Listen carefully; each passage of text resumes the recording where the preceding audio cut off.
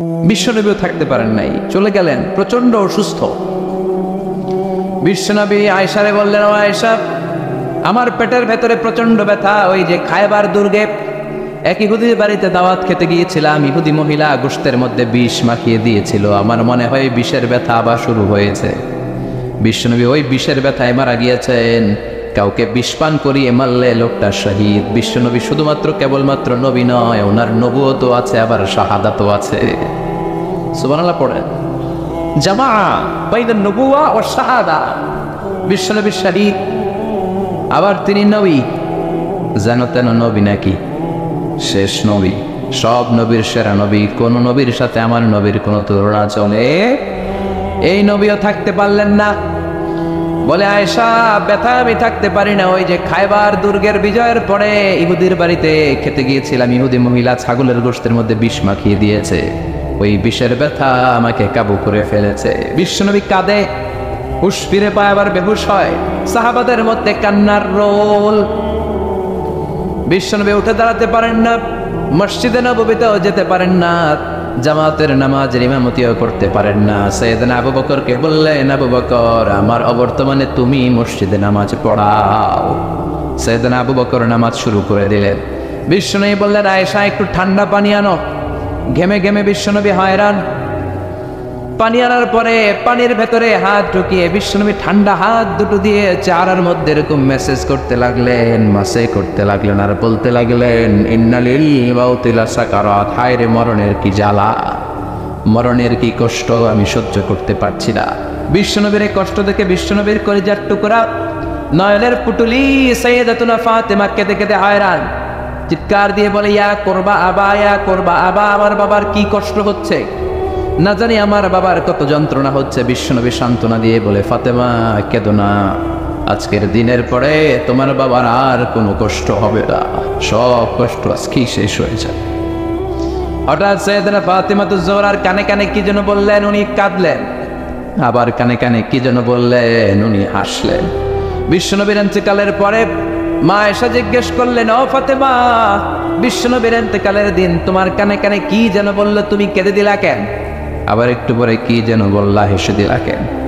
ফাতেমা বলে, বিশ্বনবী আমার কানে কানে বলেছিল, ও ফাতেমা, ধৈর্য ধারণ করো, আমার সময় আর বেশি নাই, কারণ আল-ইয়াওমা আকমালতু লাকুম দীনাকুম ওয়া আতমামতু আলাইকুম নি'মাতি ওয়া রাদিতু লাকুমুল ইসলাম দীনা। ইসলামকে আল্লাহ পরিপূর্ণ করেছেন, আমি হয়তো আর পৃথিবীর বুকে থাকবো না, আমি চলে যাব রে ফাতেমা। সাইয়্যিদাতুনা ফাতেমা কাঁদতে শুরু করলেন। কিছুক্ষণ পর আবার কানে কানে বললেন, ও ফাতেমা, তুমি কেঁদো না, আমার ইন্তেকালের পরে আমার পরিবার বর্গের মধ্য থেকে অল্প কিছু দিনের ব্যবধানে তোমার সাথে আমার আখিরাতে দেখা হয়ে যাবে রে ফাতেমা। সাইয়্যিদাতুনা ফাতেমা তখন হেসে দিলেন, পড়েন আল্লাহু আকবার। ওই বিশ্বনবীও কি থাকতে পারছে নাকি? কথা কন, আপনারা পারবেন? আমরা পারবো? এজন্য আল্লাহ বললেন, আল্লাহকুমুত তাকাসুরু হাত্তা যুরতুমুল মাকাবির। দুনিয়ার লোভ লালসা তোমাদেরকে পাগল বানিয়ে দিয়েছে। এই পাগলামি আর মোহ তোমাদের থামবে না যতদিন না তোমরা কবরের ভেতরে ঢুকবা। কার কথা? কার কথা? আলহাকুমুত তাকাসুর। বেশি বেশি চাওয়ার লোভ তোমাদের মধ্যে বাসা বেঁধেছে। বেশি বেশি পাওয়ার আকাঙ্ক্ষা আমাদের আছে না নাই? এটা আছে, ওটা চাই, নারী আছে, গাড়ি চাই, বাড়ি আছে, ওটা চাই, চাওয়ার কোনো শেষ নাই। আনলিমিটেড হিউম্যান ডিমান্ডস আছে না নাই? সনের ঘর মনে মনে কয় টিনের ঘর হলে ভালো, আল্লাহ টিনের ঘরের ব্যবস্থা করে দিল। এবার মনে মনে কয় কাঁচা পাকা দালান হলে ভালো, ওইটাও হয়েছে। তারপর ভাবে একটা পাকা দালান যদি হইতো কত ভালো হইতো, ওইটাও আল্লাহ ব্যবস্থা করে দিছে। এবার মনে মনে কয় একটা ফ্ল্যাট যদি কিনতে পারতাম, আছে না নাই? কথা বলে।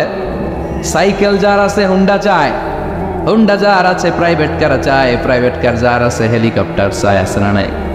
যিনি মেম্বার চেয়ারম্যান হতে চায়, চেয়ারম্যান সাহেব এমপি হতে চায়, এমপি সাহেব মন্ত্রী হইতে চায়, মন্ত্রী কি হইতে চায়?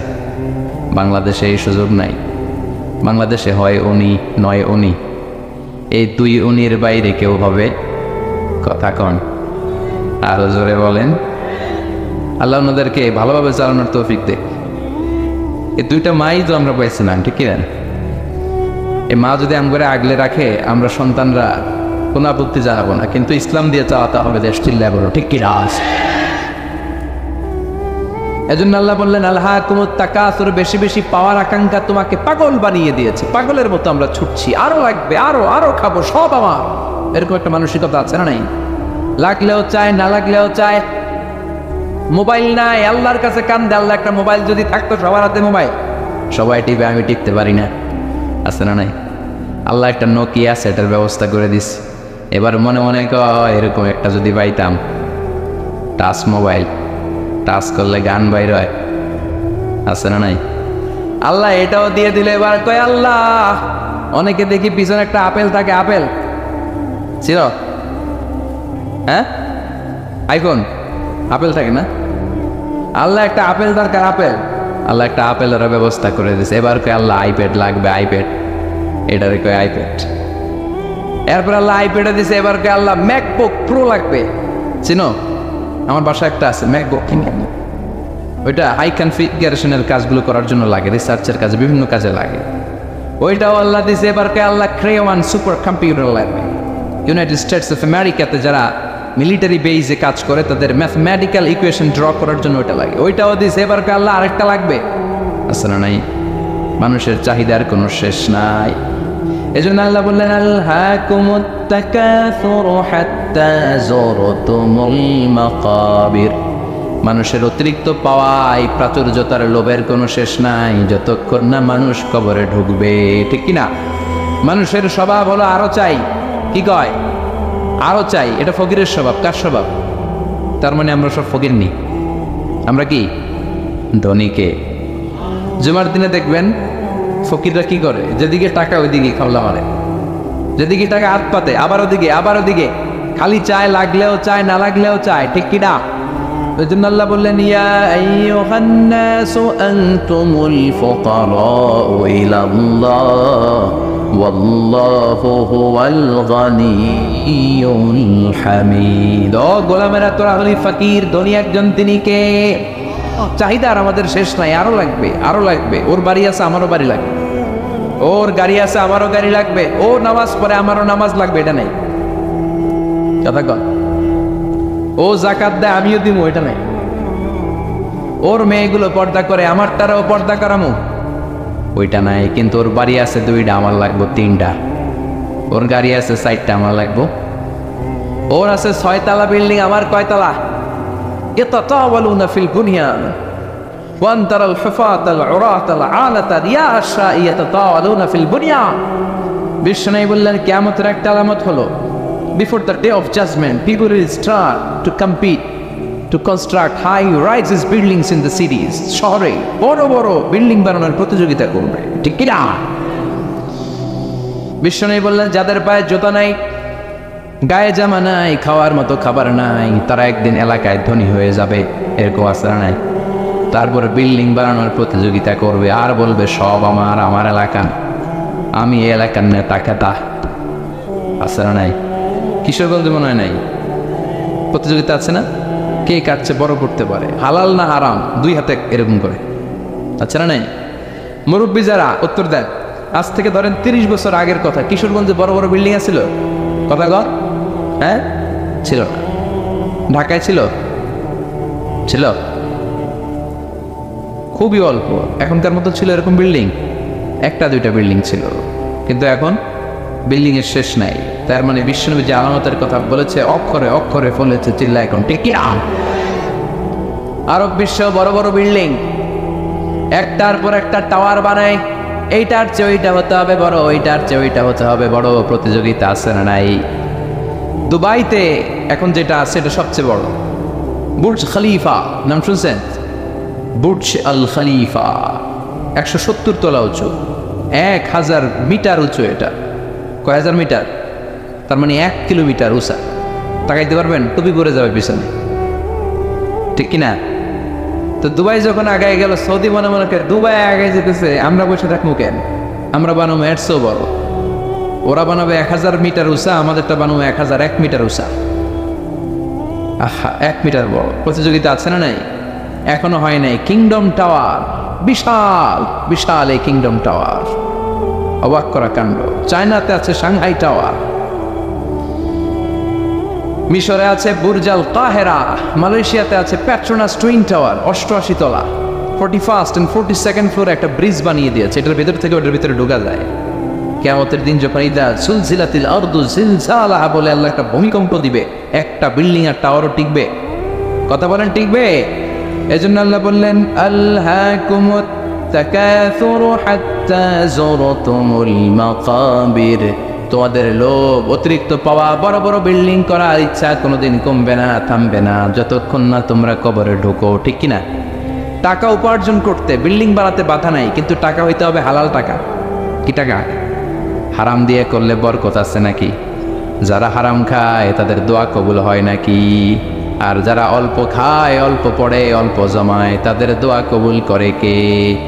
সাদ বিন ওয়াক্কাস বিশ্বনবীর সাহাবী, বিশ্বনবীরে বললেন ও নবী দোয়া করে দেন যাতে আমি মুস্তাজাবুদ দাওয়া হয়ে যাই।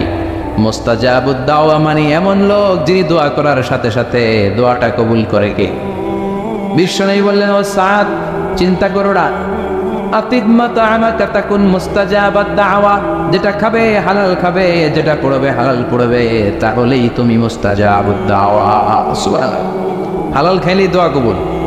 অনেকে বলে হুজুর দোয়া আবার কবুল হয় না, আমার দোয়া কবুল হয় না, অনেক দোয়া করলাম, বললাম চাকরি করেন কই, কই সচিবালয়, ঘুষ টুস আসেনি, কই হালকা পাতলা।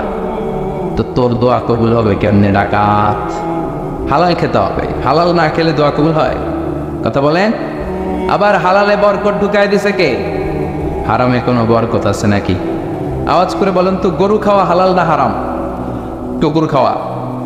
গরু বছরে বাচ্চা দেয় কয়টা? কুকুর 5টা, 7টা, 8টা, 10টা।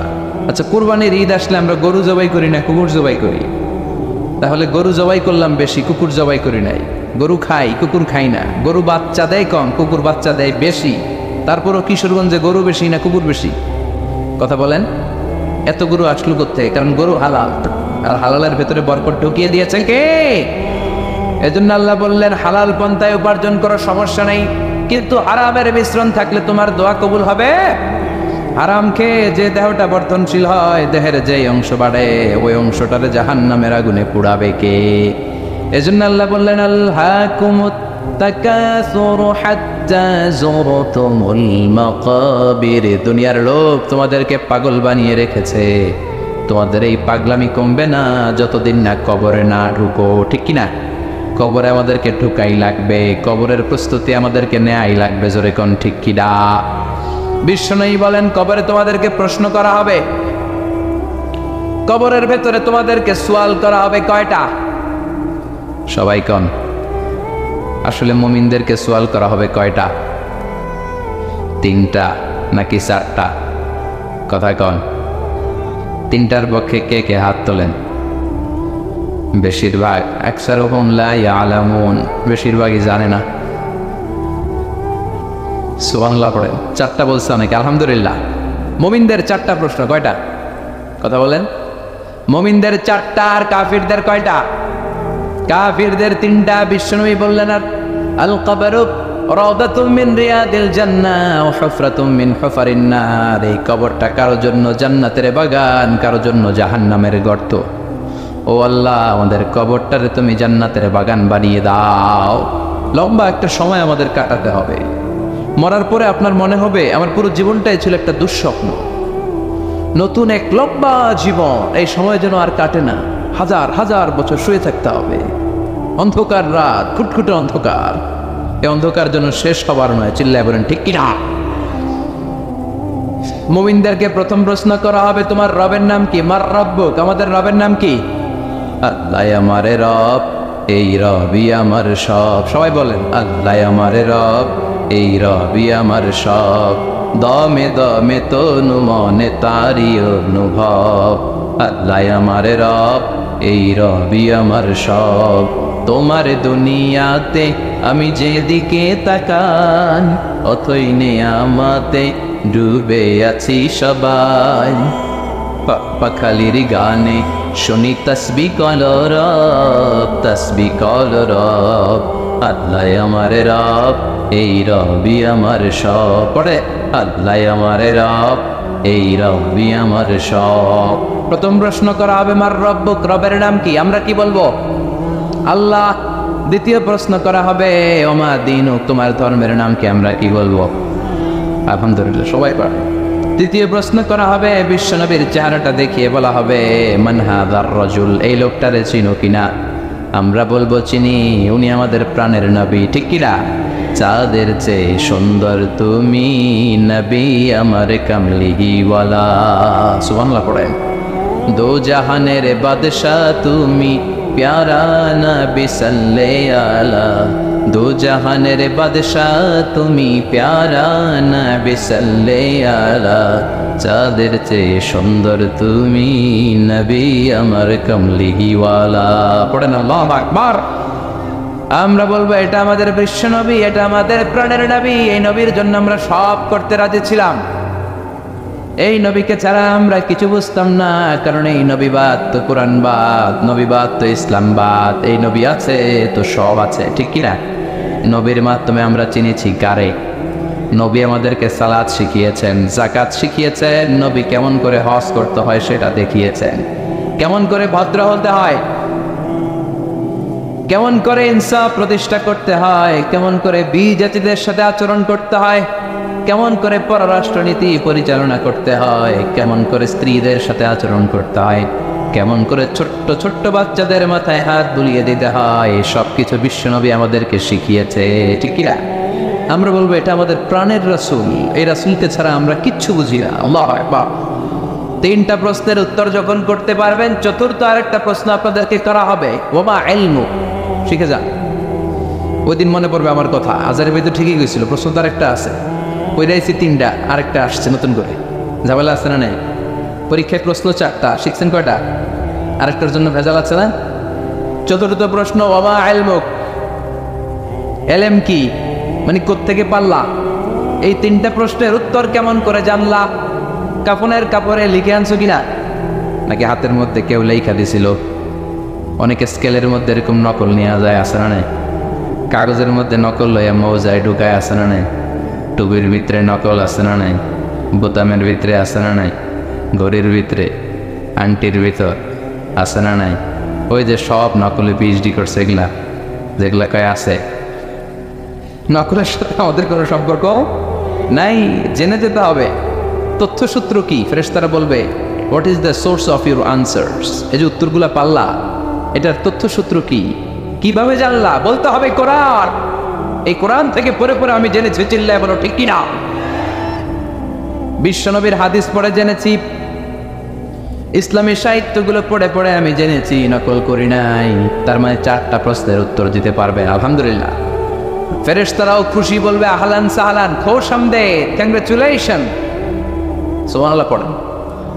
ফায়ুফসাহু লাহু কবরুহু, তার কবরটারে ৭০ যিরাআন ৭০ হাত লম্বা করে দেয়া হবে। ইফতাহু লাহু বাবুন ইলাল জান্নাহ, জান্নাতের দিকে একটা দরজা করে দেয়া হবে।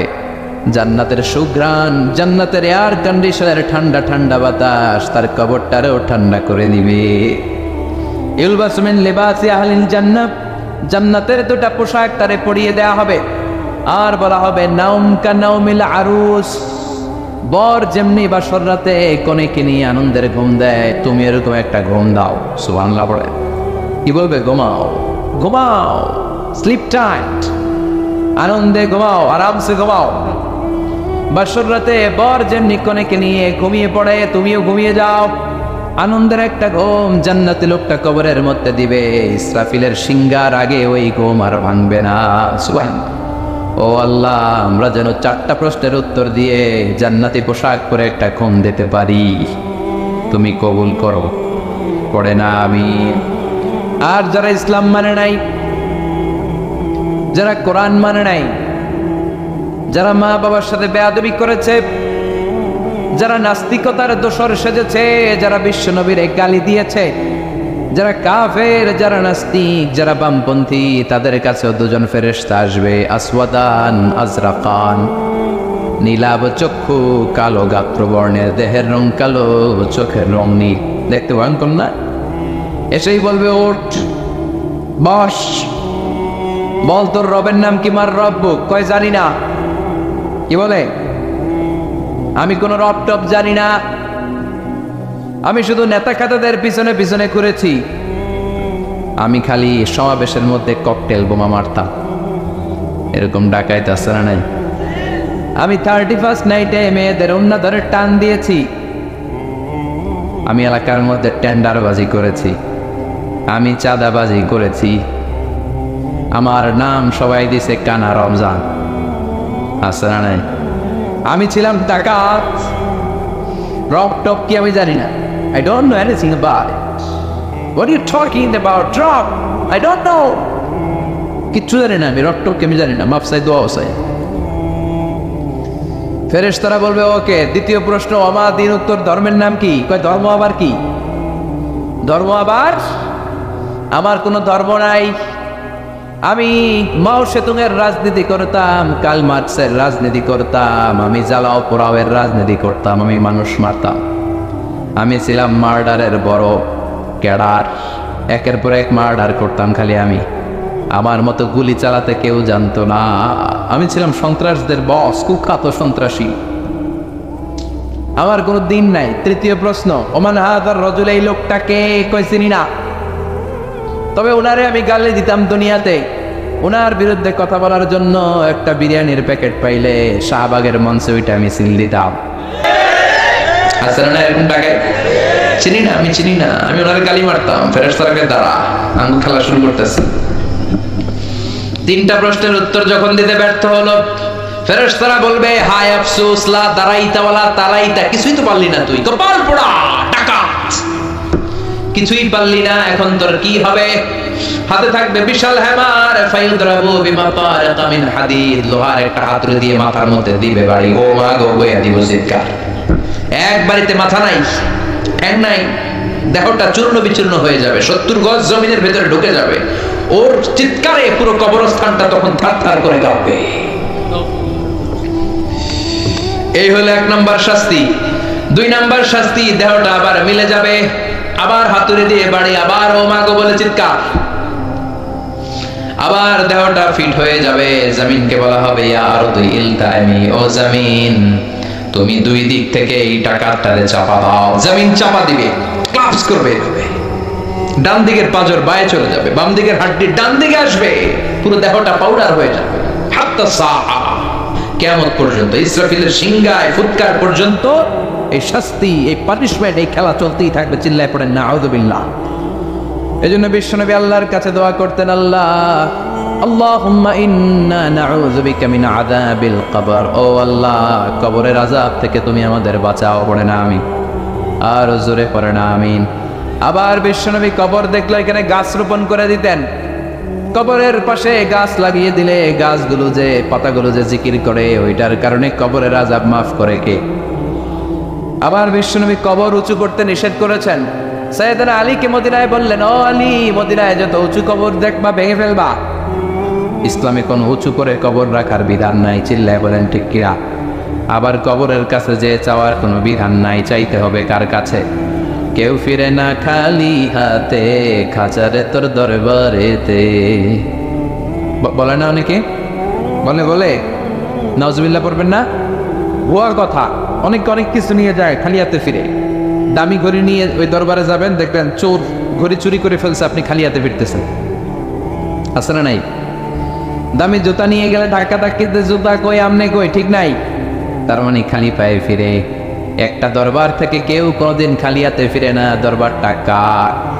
কেউ ফিরে না খালি হাতে, আল্লাহরে তোর দরবারেতে। সবাই পড়েন, কেউ ফিরে না। এজন্য বিশ্বনবী বলতেন, খবরদার কবরের কাছে যে কিছু চাওয়া যাবে না, কারণ আল মাইয়িতু ফিল কবর কাল গারিকু ফিল বাহর। সাঁতার না জানা ব্যক্তি সাগরে পড়লে যেরকম অসহায়, কবরে গেলে মানুষ তেমন অসহায়, ঠিক কিনা? উনি আপনারে কিছু দিতে পারবেন, আপনি দিয়ে আসবেন, আপনি যে দোয়া করবেন তার মাগফিরাত কামনা করবেন, ঠিক কিনা? বিশ্বনবী প্রথমে কবর জিয়ারতের নিষেধ করেছেন, পরে আবার অনুমতি দিয়েছেন। বিশ্বনবী বলেছেন, নাহাইতুকুম আন জিয়ারাতিল কুবুর আল-আনা ফাজুরুহা ফাইন্নাহা তুযাক্কিরুল আখিরা। আগে আমি কবর জিয়ারত করতে বারণ করতাম, এখন আমি অনুমতি দিলাম, কবর জিয়ারত করো। কবর জিয়ারত করা সুন্নাত, কোন সুবহানাল্লাহ। কবর জিয়ারত করেন, আব্বার কবরের সামনে যান, মায়ের কবরের সামনে দাঁড়ান, মাস্ক চান, আর চিন্তা করেন আব্বারে তো আমার হাতে রেখে গেলাম এখানে, আমার তো দাড়িগুলো সাদা হতে শুরু করেছে, চুলগুলো পাকতে শুরু করেছে, আর কয়েক বছরের ব্যবধানে হয়তো আমার ছেলে আমার লাশটা এনে আমার এইখানে রেখে যাবে, এই চিন্তা তখন আসবে। চিল্লা এখন ঠিক কিনা? এজন্য চাওয়া যাবে কবরে যে কিছু চাওয়া যাবে? চাবেন কার কাছে? অসুস্থ, সুস্থ করে কে? পরীক্ষায় পাশ করতে পারেন না, তৌফিক দিতে পারে কে? চাকরি নাই, বেকার, চাকরির ব্যবস্থা করবে কে? ব্যবসায় মন্দা, ব্যবসায় সফল করে দিতে পারে কে? বিয়ে হচ্ছে না, বিয়ের ব্যবস্থা করবে কে? বিয়ে হয়েছে, সন্তান নাই, সন্তান দেয় কে? মেয়ে হয়েছে, ছেলে নাই, ছেলে দেয় কে? ছেলে আছে, মেয়ে নাই, মেয়ে দেয় কে? দুইটাই দেয় কে? আবার কাউরে কিচ্ছু দেয় না, তিনি কে? সুন্নাত নয় শুধু সুমধুর আলাপ, আর সুন্নাত হলো হুঙ্কার গর্জন, ঠিক না? সুন্নাত নয় শুধু পাগড়ি মাথায় দেয়া, আর সুন্নাত হলো অন্যায় বাধা দেয়া। অন্যায় বাধা দিবেন? রাজি আছেন নাকি দেখে মুখ বুজে সহ্য করবেন? বাধা দেওয়ার দরকার আছে না নাই? অন্যায় দেখতে দেখতে, শুনতে শুনতে, হেকমত করতে করতে প্রতিবাদের ভাষাটুকু আমরা হারিয়ে ফেলেছি। চিল্লা এখন ঠিক কিনা? সুন্নাত নয় শুধু মেষ চড়াতে যাওয়া, আর সুন্নাত হলো রাষ্ট্রনায়ক হওয়া, ঠিক কিনা? নাকি কোরআনের শুধু অর্থনীতি, কোরআনের সমাজনীতি মানবেন, কোরআনের রাজনীতি মানা যাবে না? কোরআনের ভেতরেও রাজনীতি আছে না নাই? বিশ্বনবী মদিনার প্রেসিডেন্ট ছিলেন কি ছিলেন না? মদিনার চোরগুলো ধরে ধরে বিশ্বনবী হাত কেটে দিয়েছে কি দেয় নাই? মদ যারা খেয়েছে মাইট দিয়েছে কি দেয় নাই? নামাজ যারা পড়ে নাই, এক ওয়াক্ত নামাজের জন্য 5 বেত মদিনার রাষ্ট্রে ছিল কি ছিল না? আজকেও যদি আমার দেশের প্রধানমন্ত্রী, প্রিয় প্রধানমন্ত্রী ঘোষণা দিয়ে দেয় কালকে থেকে একটাও বেনামাজি থাকতে পারবে না, এক ওয়াক্ত নামাজ মিস হলে 5টা করে বেতের বাড়ি। বক্তা সাহেব বক্তব্য দেওয়ার পর নামাজ না পড়লে বক্তার পিছনে 5 বেত আছে না নাই? আপনারা কইছেন, আমি কই নাই, আমার কোনো দোষ নাই। এই নিয়মটা যদি হতো, বিশ্বনবী বলেছেন ইন্নাল্লাহা মা ইয়াযাউ বিস-সুলতান লা ইয়াযাউ বিল-কুরআন, আল্লাহ মাঝে মাঝে ক্ষমতার প্রয়োগে সমাজে যা করান ওটা কোরআন দিয়েও করায় না। এজন্য প্রধানমন্ত্রী মাইরের ঘোষণা দিবে আর আমরা ওয়াজ করে যাব, মাইর আর ওয়াজ দুইটার বিনিময়ে বাংলার জমিনে ইসলাম কায়েম করায় দিবে কে? আমরা সারা জীবনও ওয়াজ করে যেটা করতে পারবো না, ক্ষমতার মসনদ থেকে একটা অর্ডার আসলে বাংলাদেশে ইসলাম কায়েম হয়ে যাবে। সুন্নাত নয় শুধু মেষ চড়াতে যাওয়া, আর সুন্নাত হলো রাষ্ট্রনায়ক হওয়া। মহাব্বতে তার সুদিনের সাথী তুমি, দূরে দিনেও তার পাশে থাকো কি? আরো কিছু সুন্নাত আছে তুমি জানো কি? জানলেও জীবনে কখনো তা মানো কি? সুন্নাত নয় শুধু দাওয়াতের মেহমান, ঠিক না? সুন্নাত নয় শুধু খাওয়া শেষে মধুপান, আরো কিছু সুন্নাত আছে তুমি জানো কি? জানলেও জীবনে কখনো তা মানো কি? চিল্লায় বলেন ঠিক কিনা? এজন্য অর্ধেক মানবেন না পুরাটা, 3-এর 2 মানবেন না পুরা, 4-এর 3 মানবেন না পুরা। পুরা কোরআন যদি মানেন তবে আপনি মুমিন, আধা আধা মানলে মুমিন নয়। তা আপনারা কি? যদি আধা আধা মানেন তাহলে মুমিন নন, তাহলে তারা কি? আফাতুমিনুনা বিবা'দিল কিতাব ওয়া তাকফুরুনা বিবা'দ, কিছু মানবা কিছু ছাড়বা, মুমিন নও, তুমি কাফের। চিল্লা এখন ঠিক কিনা? তার মানে এমন কিতাব পড়লে সওয়াব, ধরলে সওয়াব, শুনলে সওয়াব, মানলে সওয়াব, এই কোরআনের জন্য মরলেও সওয়াব, মরলেও সওয়াব আসরাড়াই। কোরআনের জন্য আমাদের ভাইয়েরা মরে কি মরে না? রক্ত দেয় কি দেয় না? কত রক্ত লাগবে তোমাদের? আমাদের কাছে টাটকা রক্ত আসরাড়াই। জোরে বলেন। ফু দিয়ে কোরআনের আওয়াজকে নিভাতে চায়।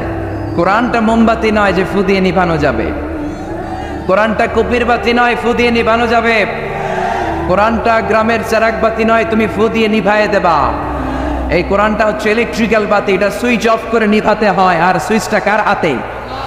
এজন্য আল্লাহ বলেন খবরদার, ইউরিদুনা লিইউতফিউ নূরাল্লাহি বিআফওয়াহিহিম ওয়াল্লাহু মুতিম্মু নূরিহি ওয়ালাউ কারিহাল মুশরিকুন। কোরআন বিদ্বেষীরা, ইসলাম বিদ্বেষীরা কোরআনের আলোকে ফু দিয়ে নিভিয়ে দিতে চায়, কিন্তু কোরআন তো মোমবাতি নয় যে ফু দিয়ে নিভানো যাবে। কোরআনের বাতিকে কিয়ামত পর্যন্ত জ্বালিয়ে রাখবে কে? আজ পর্যন্ত কেউ নিভাতে পারে নাই, পারবেও না। চিল্লায় এখন ঠিক কিনা? কোরআনের বাতি নিভাইতে আসলেও নিজেই নিভে যায়। চিল্লায় বলেন ঠিক কিনা? আপনি এক জায়গায় কোরআনের আওয়াজকে স্তব্ধ করে দিবেন, আর 10 জায়গায় কোরআনের আওয়াজ গর্জে উঠবে। আপনি এক জায়গায় মুফাসসিরকে আটকায় রাখবেন, 10 জায়গায় মুফাসসিররা ইসলাম কায়েম করে ফেলবে। এক মুফাসসির কারাগারে তো লক্ষ মুফাসসির ঘরে ঘরে। চিল্লায় বলেন ঠিক কিনা? ময়দানে ময়দানে মুফাসসিরদের হক কথাগুলো আছে না নাই? ইসলামের কান্ডারি আজও বাংলার জমিনে আছে না নাই? সিংহকে জেলে বন্দী করলেও সিংহের বাচ্চাগুলো আছে না নাই? মনে রাখতে হবে, সিংহের বাচ্চা হলেও সেগুলো সিংহ, সেগুলো বানর নয়।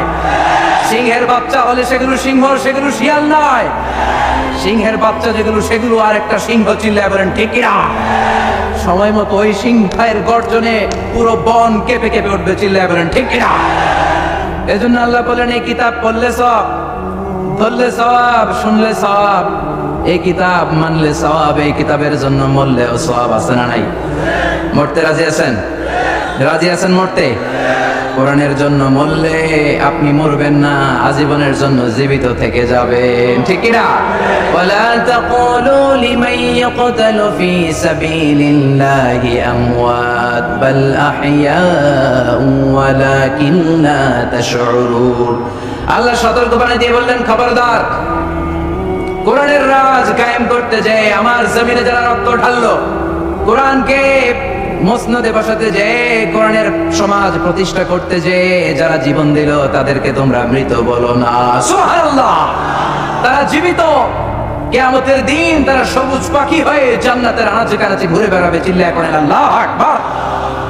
এজন্য কিতাব পড়লে সওয়াব, ধরলে সওয়াব, শুনলে সওয়াব, মানলে সওয়াব। কিন্তু কেমন করে পড়বো তারও একটা নিয়ম আছে না নাই? কথা বলে, আপনি কেমন করে পড়বেন, কোত্থেকে কোরআন পড়বেন, এই ব্যাপারে গাইডলাইন, দিক নির্দেশনা কোরআনের ভেতরে দিয়েছে কে? আল্লাহ বলেন, ফাকরাউ মা তায়াসসারা মিনাল কুরআন। আমি আমার কোরআনকে এত সহজ করে দিলাম, কোরআনের যে দিক দিয়ে মনে চাই তুমি পড়ো, কবুল করে নিবে কে? আমরা যে কোরআনটা পড়ি, এটা রিওয়ায়াত হাফসান আসিম, আরো অনেকগুলা কেরাত আছে, 7 কারি 14 রাবি, যেটা দিয়ে আপনি পড়েন আপনার তেলাওয়াতকে কবুল করে নিবে কে? আমরা পড়ি মালিকি ইয়াউমিদ্দিন, কোন কেরাতে আছে মালিকি ইয়াউমিদ্দিন। আমরা বলি সিরাতাল মুস্তাকিম, ওয়ারশের কেরাতে আছে, কম্বুলের কেরাতে আছে সিরাতাল মুস্তাকিম। যেই কোনো কেরাত দিয়ে আপনি পড়েন না কেন, কবুল করে নিবে কে? এজন্য আল্লাহ বললেন, কোরআন পড়ার নিয়ম হলো যে দিক দিয়ে মন চায় পড়বা, কিন্তু পড়ার আগে ওযু করবা। আর পড়া শুরু করার আগে শয়তানের ব্যাপারে পানাহ চাওয়ার দরকার আছে না নাই? ফাইদা ক্বারাআতাল কুরআন ফাস্তাইয বিল্লাহি মিনাশ শাইতানির রাজীম। পড়েন আউযু বিল্লাহি মিনাশ শাইতানির রাজীম। বিসমিল্লাহির রহমানির রহিম। আপনি ওযু করলেন, আউযুবিল্লাহ পড়লেন, বিসমিল্লাহ পড়লেন, তারপরে আল্লাহ বলে ওয়ারাত্তিলিল কুরআনা তারতিলা। কোরআনকে মন গড়া তেলাওয়াত করা যায় না, যেমন খুশি সুর দিতে মন চায় তেমন সুর দেয়া যায় না। কোরআনকে তারতিলের সাথে, তাজবিদের সাথে, তাহসিনের সাথে পড়ো, কবুল করে নিবে কে? আবার বিশ্বনবী বললেন, মানলাম ইয়াতাহান্না বিল কোরআন ফালাইসা মিন্না। আমার যে উম্মত সুর করে কোরআন পড়ে না, ও আমার উম্মত হতে পারে। অনেকে বলে, হুজুর আমার সুর নাই, আমি কেমনে পড়বো? আপনারও সুর আছে, আপনার যেটা আল্লাহ দিয়েছে ওইটাই আপনার সুর। সুর নাই কে বলছে? টয়লেটে ঢুকলে বোঝা যায় কত সুর। বাথরুমের ভিতরে বাথরুম সিঙ্গার আছে না নাই? বাথরুমে কাপড় খাসতে গেলে দেখবেন সব আইব বাচ্চা হয়ে যায়, সব জেমসের গান শিখা ফেলায়। এরকম সিঙ্গার বাংলাদেশে আছে না নাই? তার মানে সবার গলাতেই আল্লাহ সুর দিয়েছে, তাল দিয়েছে, লয় দিয়েছে। আপনার যেটাই আল্লাহ দিয়েছে ওইটারই সুর করে পড়েন। আবার বিশ্বনবী বললেন, মন গড়া সুরে পড়বা না। ইকরাউ বিলুহুনিল কুরআনি ওয়া আসওয়াতিহা, ইকরাউ বিলুহুনিল আরাবি ওয়া আসওয়াতিহা। আরবদের লাহানে, আরবদের টিউনে, আরবদের ভয়েসে যদি তুমি কোরআন পড়ো, কবুল করে নিবে কে? শাইখ আব্দুর রহমান আস-সুদাইসির কণ্ঠ যদি ভালো লাগে ওইটা নকল করবে। ওইভাবে পড়বেন। শেখ সুরাইবের কণ্ঠে পড়ার চেষ্টা করবেন, মন গড়া সুরে নয়। মিষ্টি সুর ভাল লাগে, মিশারি রাশেদ আল আফাসি সুরে পড়েন, শেখ আইয়ুব বিন ইউসুফের সুরে পড়েন, কবুল করে নেবে কে? চিল্লায় বলেন কে? এই কিতাব যেন তেন কিতাব নয়, এমনি এমনি আল্লাহ বলে নাই বাল হুয়া কোরআনুম মাজিদ, শুধু শুধু এমনি বলে না এটা কোরআনে মাজিদ। এই কোরআনটা এমন কোরআন, এই কোরআন তেলাওয়াত করলে মুমিনদের অন্তরে ঈমান বাড়ায় দেয় কে? জোরে বলেন। ওয়াইযা তুলিয়াত আলাইহিম আয়াতুহু যাদাতহুম ঈমানা ওয়া আলা রাব্বিহিম ইয়াতাওয়াক্কালুন। আল্লাহর কোরআনের তাফসীর যখন করা হয় তখন মুমিনদের ঈমান বাড়ায় দেয় কে? মুমিনদের সামনে কোরআনের তেলাওয়াত যখন করা হয় তখন মুমিনদের ঈমানকে বাড়িয়ে দেয় কে? এই কোরআন পড়বেন আপনার ঈমান বেড়ে যাবে, এই কোরআন পড়বেন আপনি সুস্থ হয়ে যাবেন। কারণ কোরআনের আরেক নাম হচ্ছে শিফা। কোরআনের ভেতরে শিফা দিয়েছে কে? জোরে বলেন। সূরাতুল ফাতিহার আরেক নাম সূরাতুল শিফা, আছে না নাই? আমরা অসুস্থ হলে এইটা করি ওইটা করি, বিশ্বনবী ঝাড়ফুঁক করতেন। আঙ্গুলে একবার বল্লা পোকা কামড় দিল, আয়েশারে বললেন লবণের পানি গরম করে ঢালো, লবণের মধ্যে আছে সোডিয়াম ক্লোরাইড। আর বিশ্বনবী এই কোরআনুল কারীমের সর্বপ্রথম যে সূরাটা সূরাতুল ফাতিহা তেলাওয়াত করে ফু দিতে আরম্ভ করলেন, পড়েন আলহামদুলিল্লাহি রাব্বিল আলামিন আর রহমানির রহিম। মায়েশার লবণের পানি ঢালা শেষ, বিশ্বনবীর সূরা ফাতিহা তেলাওয়াত শেষ, বিশ্বনবীর আঙ্গুলের ব্যথাও শেষ। মায়েশা বললেন ইয়া রাসূলুল্লাহ আপনি নবী মানুষ, ফু দিলেই ভালো হয়ে যায়, আমারে কষ্ট দিলেন কেন? আমার লবণের পানি বসাইতে বললেন কেন? বিশ্বনবী বললেন আয়েশা লবণের পানি দিয়ে চিকিৎসা হয় আর সূরাতুল ফাতিহা দিয়ে রুকিয়া হয়, ঝাড়ফুঁক। ঝাড়ফুঁক আর চিকিৎসা দুইটার সমন্বয়ে রোগ ভালো করে দেয় কে? কেউ যেটা পারে না পারে কে? কেউ যেটা দেয় না দেয় কে? এজন্য কোরআনের মধ্যে শিফা আছে, শিফা আছে। ফু দিলেই সুস্থ, কিন্তু ওই ঈমানটা আমাদের লাগবে, ওই ইখলাসটা আমাদের লাগবে, ওই সিনসিয়ারিটি লেভেল যদি আপনি নিজের মধ্যে নিয়ে আসতে পারেন, সূরাতুল ফাতিহা পড়ে ফু দিল দুরারোগ্য ব্যাধি থেকে আপনারা সুস্থ করে দিতে পারে কে? এজন্য আল্লাহ বলেন ওয়ানুনাজ্জিলু মিনাল কুরআনি মা হুয়া শিফাউ ওয়া রাহমাতুন লিল মুমিনিন ওয়া লা ইয়াজিদুয যালিমিনা ইল্লা খাসারা। ও নবী কোরআনকে আমি শিফা হিসেবে নাজিল করলাম, রহমত হিসেবে নাজিল করলাম। অসুস্থ ব্যক্তির গায়ে কোরআন পড়ে ফু দিলে তারে সুস্থ করে দেয় কে? ইবনু মাজাহ শরীফ একটা হাদিসের কিতাব, এই হাদিসের কিতাবে একটা বাবই আছে, বাবুল ইস্তিশফা বিল কোরআন খায়রুদ দাওয়া আল কোরআন। যে জিনিস দিয়ে তোমরা সবচেয়ে বেশি চিকিৎসা নিতে পারো, শিফা নিতে পারো, সেটার নাম হচ্ছে কোরআন। চিল্লায় বলেন সেটার নাম কি? কোরআন। আরো জোরে বলেন না সেটার নাম কি? কোরআন। বিপদের সময় এই কোরআন পড়লে বিপদ থেকে আপনারা মুক্ত করবে কে? আপনাকে ডাকাত ধরেছে, আপনাকে ছিনতাইকারীরা ধরেছে, আপনি সূরাত ইয়াসিনের প্রথম 9 আয়াত তেলাওয়াত করেন, আপনারে বিপদ মুক্ত করে দিবে কে? আল্লাহ। ডাকাতদের চোখকে অন্ধ করে দিবে কে? আল্লাহ। আমি নিজে প্রমাণ। চাঁদপুর থেকে আমি ফিরতেছিলাম গভীর রাত, গ্রামের ভেতর দিয়ে পিচ ঢালাইয়ের রাস্তা, ডান দিকে একটা টার্ন নেওয়ার পরেই দেখি সামনে গাছ ফালানো, বুঝলাম ডাকাত চাচারা বসে আছে। ডান দিক থেকে বাম দিক থেকে টর্চ মারে, ভয় পেয়ে গেলাম, ঘটনা কি? নিশ্চয়ই ডাকাত। আল্লাহর নাম নিলাম, বিপদে পড়লে একজনের নাম নিতে হবে, তিনি কে? ড্রাইভারকে বললাম আস্তে করে পিছনের দিকে যাও, আর পড়তে আরম্ভ করলাম ইয়াসিন ওয়াল কোরআনিল হাকীম ইন্নাকা লামিনাল মুরসালিন আলা সিরাতিম মুস্তাকিম। পড়তে আরম্ভ করলাম, আল্লাহর কাছে সাহায্য চাইতে আরম্ভ করলাম। কিছুক্ষণ পরে ডাকাতদের একজন এসে গাছ সরাই দিয়ে বলে হুজুর যান, কোনো সমস্যা নাই। সুবহানাল্লাহ। সুবহানাল্লাহ কইতে পারলেন না? এটা কোরআনের মুআজিজা। এটা কার মুআজিজা? যাবেন কার কাছে? মনে থাকবে নাকি মাজারে যাবেন? কিশোরগঞ্জে তো মাজার নাই না? কম না একেবারে? হ্যাঁ কম না? ভণ্ডামি নাই তো? ওই যে লাল শালু দিয়ে রাখে, মাথায় চুল জট পাকায় রাখে, মাজারের উপরে মশারি দেয়, আগরবাতি দেয়, আছে? আছে। অনেক এলাকায় মাজারের উপরে মশারি টাঙায় রাখে, আছে না নাই?